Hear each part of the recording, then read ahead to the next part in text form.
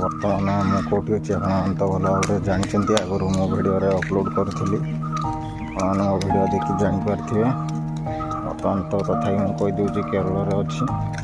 ଆଜି ଟିକେ ଯାଉଛୁ ମାର୍କେଟିଂ କରି, ବର୍ତ୍ତମାନ କାମ ସାରିକି ମାର୍କେଟିଂ କରିବା ପାଇଁ ଯାଉଛୁ।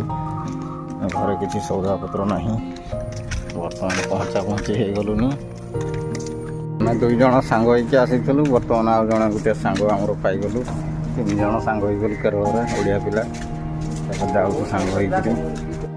ଦେଖୁଛନ୍ତି ଆଗକୁ ଅଛି ଖ୍ରୀଷ୍ଟମାସ ଡେ। ବହୁତ ସୁନ୍ଦର ଭାବରେ ତାଙ୍କର ଦୋକାନ ଗୁଡ଼ାରେ କେମିତି ସଜେଇଛନ୍ତି। ଆଉ ଖ୍ରୀଷ୍ଟମାସ ଡେ ପାଇଁ ବହୁତ ବିଭିନ୍ନ ପ୍ରକାର ସଜ ମାନେ ରଖିଛନ୍ତି। ଦେଖୁଛନ୍ତି ବର୍ତ୍ତମାନ ଆମେ ଗୋଟେ ଚାଟେ ପିଇଦେବା, ତାପରେ ସଉଦା ନେଇ ଆମେ ଘରକୁ ଯିବା ଆଉ।